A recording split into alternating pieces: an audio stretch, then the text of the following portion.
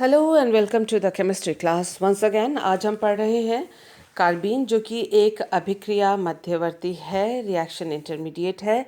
इस वीडियो में हम इसके अभिलाक्षणिक गुण जानेंगे, किस प्रकार से कार्बीन को प्राप्त किया जा सकता है वो जानेंगे, इसकी संरचना के बारे में जानेंगे और अगली वीडियो में इसके रिएक्शन के बारे में हम जानकारी प्राप्त करेंगे। आइए जानते हैं कार्बीन के बारे में, जिसको कई बार मिथिलीन भी कहा जाता है। मिथिलीन तब कहा जाता है जब कार्बन के साथ दोनों हाइड्रोजन हो, ऐसी स्थिति में उसको मिथिलीन कहा जाएगा। लेकिन अगर कार्बन के साथ एक हाइड्रोजन या और एक एल्काइल ग्रुप हो, या कार्बन के साथ दोनों ही एल्काइल ग्रुप्स हों, तो ऐसी स्थिति में हम इसको कार्बीन ही कहते हैं। आइए जानते हैं कि कार्बन के कुछ अभिलाक्षणिक गुण क्या क्या हैं। देखिए, कार्बन जो है वो short lived divalent carbon with a lone pair of electron. Short lived यानी इसका जो जीवन काल है वो कम है, लाइफ टाइम है वो कम है। लाइफ टाइम से मतलब है कि कितनी देर कार्बन अपने रूप में, कार्बन के रूप में ही स्थायी रहता है, तो वो समय बहुत कम है। उसका मतलब ये एक अस्थायी स्पीशीज़ है। डाइवेलेंट कार्बन है, यानी इस पर दो कोवेलेंट बॉन्ड्स हैं, लगे हुए होते हैं, जुड़े हुए होते हैं इसके साथ। या तो दो हाइड्रोजन होंगे, एक अल्काइल ग्रुप, एक हाइड्रोजन, या दो अल्काइल ग्रुप इसके साथ कोवेलेंट बॉन्ड से इस कार्बन के साथ जुड़े हुए होते हैं। कार्बीन को या तो इस प्रकार से या इस प्रकार से प्रदर्शित किया जाता है। ऐसा क्यों, वो हम थोड़ी देर बाद देखते हैं, लेकिन फ़िलहाल के लिए जान लीजिए कि ये सिंगलेट कार्बीन है और इसको ट्रिपलेट कार्बीन कहा जाता है। इसके बारे में अभी हम नेक्स्ट स्लाइड में जानेंगे, तो आपको सारी जानकारी इसके बारे में मिल जाएगी, कन्फ्यूजन में नहीं रहिएगा। कार्बीन्स जो है 6 electrons in outermost shell of carbon. Carbon का जो कार्बन है उसके बाह्यतम कक्षक में 6 इलेक्ट्रॉन्स होते हैं, जिसका सीधा सा मतलब ये है कि कार्बन पर इलेक्ट्रॉन्स की कमी है। हमें मालूम है कि कार्बन के आउटर मोस्ट शेल में 8 इलेक्ट्रॉन्स या 8 इलेक्ट्रॉन होने चाहिए, जबकि है 6। उसका मतलब ये जो कार्बन है वो इलेक्ट्रॉन डेफिशिएंट यानी इलेक्ट्रॉन न्यून स्पीशीज होता है। Carbon atom of carbene are neutral and they are having no charge. Carbon का जो कार्बन एटम होता है वो अनावेशित होता है, उस पर कोई आवेश नहीं होता, वो न्यूट्रल स्पीशीज होता है। कार्बीन्स आर पावरफुल इलेक्ट्रोफाइल्स। क्योंकि कार्बन के बाह्यतम कोश में या आउटर मोस्ट शेल में 6 इलेक्ट्रॉन हैं, इसीलिए इलेक्ट्रॉन्स की कमी है, और यही वजह है कि कार्बीन जो है वो पावरफुल इलेक्ट्रोफाइल्स यानी स्ट्रॉन्ग यानी प्रबल इलेक्ट्रॉन्स ने ही होते हैं। अब पढ़ते हैं हम टाइप्स ऑफ कार्बीन के बारे में। कार्बीन जो है वो दो प्रकार के होते हैं, one is singlet carbene and second one is triplet carbene. Singlet carbene को एकक कार्बीन और ट्रिपलेट कार्बीन को त्रिक कार्बीन कहा जाता है। आप देख सकते हैं, जैसा कि अपने स्क्रीन पर आप देख ही रहे हैं, कि सिंगलेट कार्बीन में दोनों जो इलेक्ट्रॉन हैं जो अबंधित हैं वो स्पिन पेयर्ड हैं या युग्मित हैं, जबकि जो ट्रिपलेट कार्बीन के दोनों इलेक्ट्रॉन्स हैं वो पैरेलल स्पिन हैं, और यानी वो अयुग्मित हैं एक दूसरे के। उनके जो स्पिन हैं वो समानांतर या पैरेलल हैं। अब ये बात आती है कि सिंगलेट और ट्रिपलेट क्यों कहा जाता है। देखिए, सिंगलेट और ट्रिपलेट जो है वो स्पेक्ट्रोस्कोपिक नोटेशंस हैं, स्पेक्ट्रोस्कोपी में इस चीज़ को पढ़ा जाता है। लेकिन फ़िलहाल उस डिटेल में हम न जाकर हम ये जान लेते हैं कि जो सिंगलेट और ट्रिपलेट जो हैं वो दरअसल मल्टीप्लिसिटी या बहुलता होती है किसी भी स्पीशीज़ की। यहाँ जो सिंगलेट है उसका मतलब कितने प्रकार से इलेक्ट्रॉन्स को व्यवस्थित किया जा सकता है, कितने अरेंजमेंट हो सकते हैं। उसी तरह से जो ट्रिपलेट है उसका मतलब भी यही है कि कितने प्रकार से हम इलेक्ट्रॉन्स को अरेंज कर सकते हैं। वही उसी के अनुसार सिंगलेट और ट्रिपलेट यहाँ पर नाम है। जैसा कि आप देख रहे हैं कि यहाँ पर दो इलेक्ट्रॉन्स हैं, तो इन दोनों इलेक्ट्रॉन्स को हम स्पिन पेयर्ड ही अरेंज कर सकते हैं। और ट्रिपलेट में दोनों के दोनों इलेक्ट्रॉन्स जो है वो इस तरह से अप स्पिन हो सकते हैं, दोनों के दोनों इलेक्ट्रॉन्स जो है वो डाउन स्पिन हो सकते हैं, फिर एक अप स्पिन और दूसरे ऑर्बिटल में डाउन स्पिन, और पहले वाला अप स्पिन और दूसरे वाला डाउन स्पिन। इस प्रकार से इस अरेंजमेंट को किया जा सकता है। फिलहाल उस डिटेल को जानने की उसमें कॉन्टेक्स्ट में हमें जानने की ज़रूरत नहीं है। ये थोड़ी सी एक्स्ट्रा इन्फॉर्मेशन थी, लेकिन फिर भी आप देख लीजिए कि मल्टीप्लिसिटी या बहुलता को किस प्रकार से निकाला जा सकता है।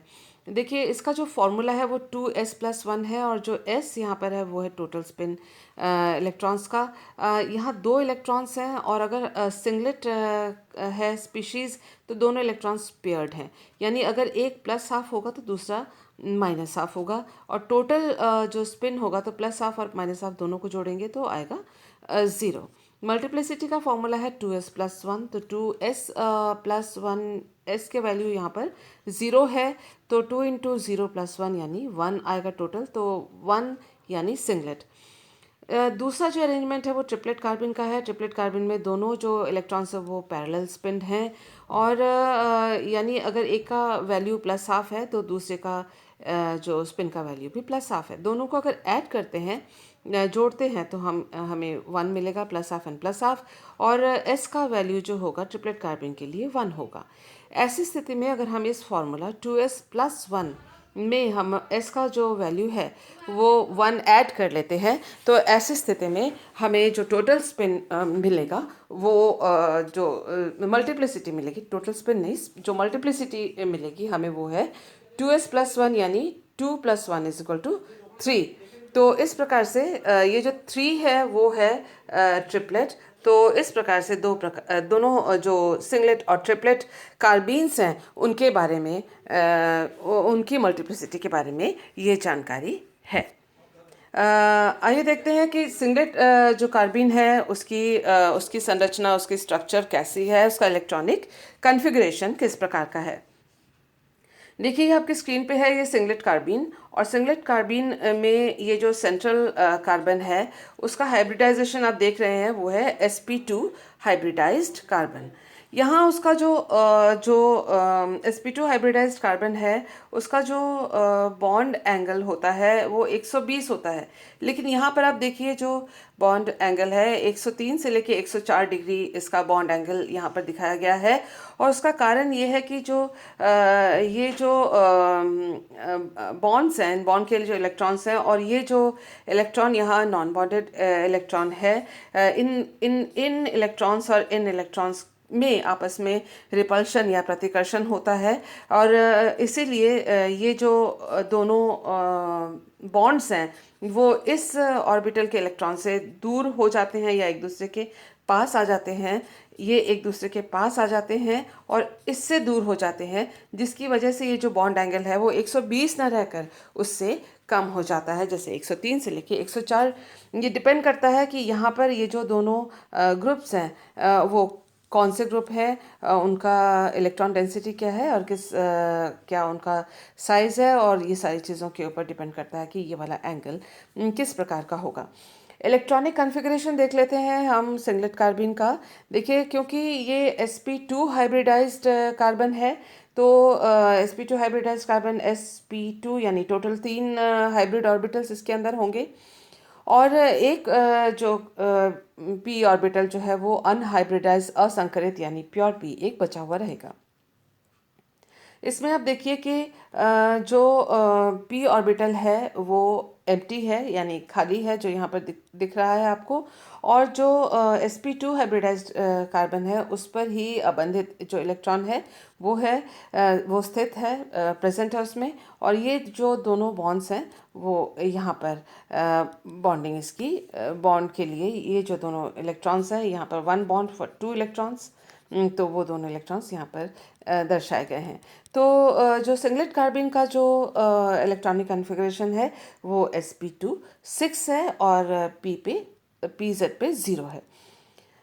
जो सिंगलेट कार्बन है इसकी खास बात क्या है, हमें मालूम ही है कि इसकी मल्टीप्लिसिटी या बहुलता 1 है, और इसको इस प्रकार से प्रदर्शित किया जाता है क्योंकि दोनों इलेक्ट्रॉन्स युग्मित हैं, तो कार्बन पर दोनों इलेक्ट्रॉन एक साथ इस प्रकार से दिखाए गए हैं। इट इज़ डायमैग्नेटिक, ये डायमैग्नेटिक है, और मैग्नेटिक फील्ड के द्वारा ये रिपल या प्रतिकर्षित होता है। अब जानते हैं हम ट्रिपलेट कार्बन के बारे में। ट्रिपलेट कार्बन जो है वो दो प्रकार का होता है। एक तो होता है लीनियर यानी रेखीय, और दूसरा होता है बेंट। इस तरह से जो इसमें दोनों जो वैलेंसीज है कार्बन के साथ जो बॉन्ड्स हैं वो एक लीनियर ना होके इस तरह से कोण पर एक दूसरे से के साथ होते हैं। तो यहाँ देखिए कि जो इलेक्ट्रॉनिक कन्फिग्रेशन है, क्योंकि 6 इलेक्ट्रॉन्स हैं, तो लीनियर जो है, रेखीय जो है, यहाँ पर सेंट्रल कार्बन, उस कार्बन पे सेंट्रल कार्बन जो है वो sp हाइब्रिडाइज्ड है। क्योंकि sp हाइब्रिडाइज्ड है तो इसलिए दो संकरित या हाइब्रिडाइज्ड ऑर्बिटल होंगे, और उन दोनों पे ये जो सिग्मा बॉन्ड्स हैं उनके इलेक्ट्रॉन्स ये रहे दिखाए गए हैं। और जो ट्रिपलेट कार्बन के जो दो पैरेलल स्पिन्ड इलेक्ट्रॉन्स होते हैं वो असंकरित यानी प्योर पी जो ऑर्बिटल है या अनहाइब्रिडाइज्ड पी ऑर्बिटल है, उनके ऊपर वो दोनों इलेक्ट्रॉन्स होते हैं, और ये यहाँ पर वो दिखाए भी गए हैं। तो ये जो बॉन्ड एंगल है sp, ये जो एक सिग्मा बॉन्ड, ये एक सिग्मा बॉन्ड, दो सिग्मा बॉन्ड्स हैं इधर जो हाइड्रोजन के साथ दिखाए गए हैं, और ये sp ऑर्बिटल्स के साथ ये सिग्मा बॉन्ड बने हुए हैं। तो उसका जो बॉन्ड एंगल होता है sp का वो 180 यानी लीनियर रेखीय होता है। लेकिन यहाँ पर वो स्थिति नहीं है। ट्रिपलेट कार्बन में 180 न होकर ये बॉन्ड एंगल है 140 से लेकर 150 डिग्री तक। वो कारण इलेक्ट्रॉन इलेक्ट्रॉन रिपल्शन का है। ये दोनों इलेक्ट्रॉन्स जो हैं वो ये दोनों इलेक्ट्रॉन्स जो पी ऑर्बिटल्स पे है ये बॉन्डेड इलेक्ट्रॉन्स के साथ प्रतिकर्षित या रिपेल होते हैं, जिसकी वजह से ये सीधी रेखा में यहाँ ना होके थोड़ा सा ये झुके हुए होते हैं, क्योंकि इसके इलेक्ट्रॉन्स और ये इलेक्ट्रॉन्स आपस में रिपेल या प्रतिकर्षित होते हैं, तो इनसे दूर जाने की कोशिश में ये थोड़ा सा बेंड से हो जाते हैं, और ये 140 से 150 डिग्री पर ये जो है बॉन्ड एंगल होता है। और इलेक्ट्रॉनिक कॉन्फ़िगरेशन ये रहा। जो दूसरा ट्रिपलेट कार्बन का जो दूसरा प्रकार है या दूसरा टाइप है, दैट इज़ बेंट यानी मुड़ा हुआ। तो इसमें आप देखें कि जो सेंट्रल कार्बन है, कार्बन वाला कार्बन है, वो sp2 हाइब्रिडाइज्ड है। sp2 हाइब्रिडाइज्ड यानी 3 sp2 के ऑर्बिटल्स होंगे, और 6 इलेक्ट्रॉन्स हैं इसमें। देखिए ये इस बंध और इस बंध के इलेक्ट्रॉन्स यहाँ पर प्रदर्शित किए गए हैं, और जो एक जो अबंधित इलेक्ट्रॉन है वो sp2 में इस तरह से पैरेलल है, युग्मित और अबंधित। और दूसरा जो पैरेलल ट्रिपलेट का जो दूसरा इलेक्ट्रॉन है, अबंधित इलेक्ट्रॉन है, वो प्योर पी ऑर्बिटल में इस तरह से है, और जो कि इसके साथ sp2 वाले जो इलेक्ट्रॉन के साथ पैरेलल स्पिन है, लेकिन प्योर पी ऑर्बिटल में है।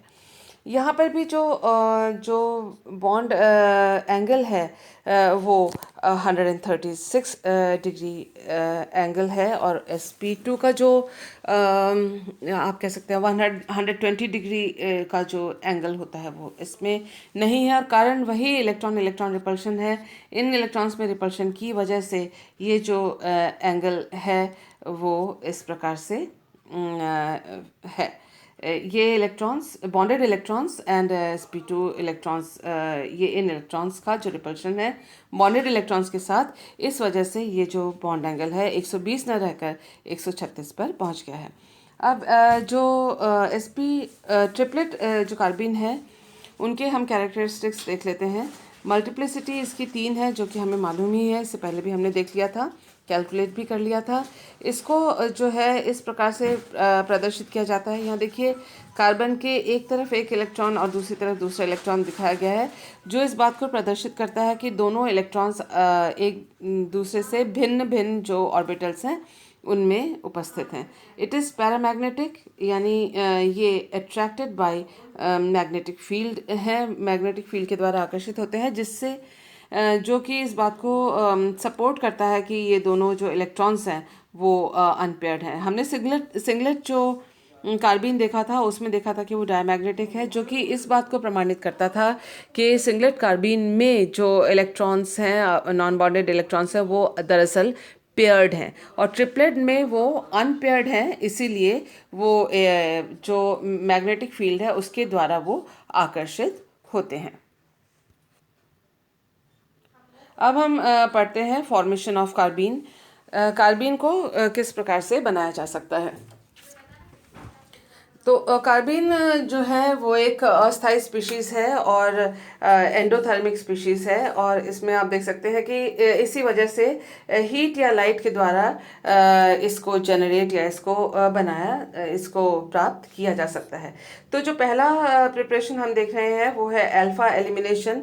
अल्फा एलिमिनेशन का अर्थ है कि एक ही एटम से, चाहे कोई भी एटम हो, एक ही एटम से अगर दो स्पीशीज निकल जाते हैं, एलिमिनेट हो जाते हैं, निष्कासित होते हैं, तो उसे हम अल्फा एलिमिनेशन कहते हैं।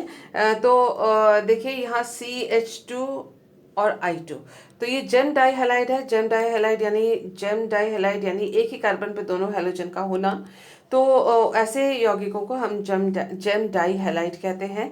तो इसमें अल्फा एलिमिनेशन यानी एक ही कार्बन पर ये दोनों हैलोजन जुड़े हुए हैं, और इन दोनों हैलोजन्स का निष्कासन हीट या लाइट के द्वारा।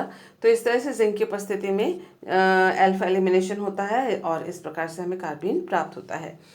इसके साथ ही एक दूसरा रिएक्शन भी है, आप देख सकते हैं यहाँ डाई क्लोरो कंपाउंड है, जेम डाई क्लोरो कंपाउंड, और लिथियम के प्रेजेंस में लाइट की उपस्थिति में इस प्रकार से जो इलेक्ट्रॉन्स का आप देख सकते हैं कि शिफ्ट है, और जो दोनों कार्बन और क्लोरो बॉन्ड्स हैं वो टूट जाते हैं, और लिथियम के साथ LiCl बना के निकल जाते हैं, और जाता है, हमें कार्बन प्राप्त होता है।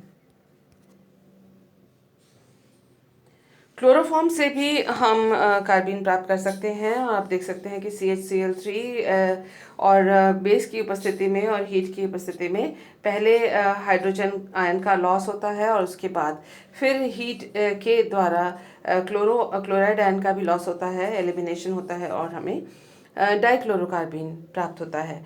इसी प्रकार से डायज़ोमीथेन के द्वारा भी हीट और लाइट के द्वारा हम कार्बीन को प्राप्त कर सकते हैं, और नाइट्रोजन का लॉस होता है। इसी कार्बन से दोनों जो वैलेंसीज का लॉस होता है, इसलिए ये भी अल्फा एलिमिनेशन है।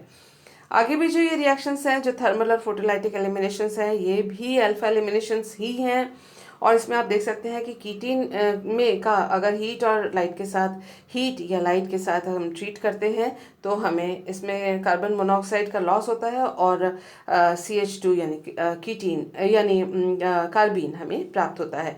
कीटीन हम इस स्पीशीज़ को इसलिए कहते हैं क्योंकि C डबल बॉन्ड O के साथ अगर दो एल्काइल ग्रुप्स जुड़े हुए हों, तो आपको मालूम है कि आप उसे कीटोन कहते हैं। लेकिन क्योंकि यहाँ पर ये जो कार्बन है वो डबल बॉन्ड के साथ दूसरे कार्बन के साथ जुड़ा हुआ है, तो इन यानी असंतृप्तता, तो इसलिए ये कीटीन कहा जाता है। तो कीटीन का अगर हीट और लाइट के साथ हम ट्रीटमेंट करते हैं, तो भी हमें कार्बीन प्राप्त होते हैं। इसी प्रकार से साइक्लो एलिमिनेशन जो है, उसके द्वारा भी डायज़ो कंपाउंड का हम साइक्लो कंपाउंड का अगर हम एलिमिनेशन करते हैं हीट या लाइट के उपस्थिति में, तो उससे भी हमें कार्बीन प्राप्त होता है। आइए जान लेते हैं कार्बीन की स्टेबिलिटी के बारे में। देखिए, triplet carbene is more stable then singlet carbene because in triplet carbene non-bonded electrons are in different orbitals due to which repulsion between them is less। देखिए, ट्रिपलेट कार्बीन जो है उसमें दोनों जो इलेक्ट्रॉन्स हैं एक दूसरे से अलग अलग भिन्न भिन्न ऑर्बिटल में होते हैं, इसलिए उनके बीच में प्रतिकर्षण या रिपल्शन कम होता है। सिंगलेट कार्बीन में दोनों इलेक्ट्रॉन्स जो हैं एक ही ऑर्बिटल में होते हैं, इस वजह से उनके बीच में रिपल्शन ज़्यादा होता है। जहाँ जहाँ ज़्यादा रिपल्शन या प्रतिकर्षण ज़्यादा है, एनर्जी ज़्यादा होगी और स्टेबिलिटी उसकी कम होगी। यहाँ क्योंकि प्रतिकर्षण या रिपल्शन कम है, तो इसकी एनर्जी कम होगी और स्टेबिलिटी ज़्यादा होगी। In singlet carbene, both the non-bonded electrons are in the same orbital। sp2 orbital में दोनों होते हैं सिंगलेट कार्बीन में, इसलिए उन दोनों के बीच में रिपल्शन, इंटर इलेक्ट्रॉनिक रिपल्शन होता है, जिससे अस्थायित्व आता है। Generally carbenes are formed in singlet state. आमतौर पे जो कार्बीन हमें प्राप्त होते हैं वो सिंगलेट स्टेट में ही पहले उनका फॉर्मेशन या उनका बनना होता है, लेकिन थोड़े समय के बाद जो ये सिंगलेट कार्बीन है वो ट्रिपलेट कार्बीन में परिवर्तित हो जाते हैं। एनर्जी वाइज अगर आप देखें तो अगर ये सिंगलेट कार्बिन की अगर ये हम एनर्जी का ग्राफ बनाते हैं तो पोटेंशियल एनर्जी में अगर यहाँ सिंगलेट कार्बिन है तो उससे थोड़ा सा कम में ट्रिपलेट कार्बिन है। तो ये सिंगलेट और ये ट्रिपलेट इस तरह से अगर आप दिखाना चाहते हैं डायग्राम के द्वारा तो भी आप दिखा सकते हैं कि ये सिंगलेट कार्बिन की ऊर्जा है जो कि ज़्यादा है और ट्रिपलेट कार्बिन की ऊर्जा है जो कि कम है। तो इस प्रकार से भी आप इसको डायग्राम में अपने नोट्स में प्रदर्शित कर सकते हैं। तो यहाँ देखिए कि समय के साथ सिंगलेट कार्बिन जो है वो ट्रिपलेट कार्बिन में परिवर्तित हो गया क्योंकि ट्रिपलेट कार्बिन ज़्यादा स्थायी है, क्योंकि उसके अंदर इलेक्ट्रॉन इलेक्ट्रॉन रिपल्शन कम है। वो इसलिए क्योंकि वो दो अलग अलग ऑर्बिटल्स में स्थित है, एक ही ऑर्बिटल में स्थित होने से आपस में रिपल्शन ज़्यादा होगी। मुझे उम्मीद है कि आज के जो वीडियो में जो आज आपको इन्फॉर्मेशंस दी गई हैं आपको समझ में आई हैं। और फिर भी कोई डाउट हो तो आप व्हाट्सएप पे मुझे कांटेक्ट करके अपनी डाउट पूछ सकते हैं। नोट्स बनाइएगा और अगले वीडियो में हम रिएक्शंस पढ़ेंगे कार्बिन की, जो कि इम्पॉर्टेंट है और इंटरेस्टिंग है। So keep on studying. Thank you for being with me.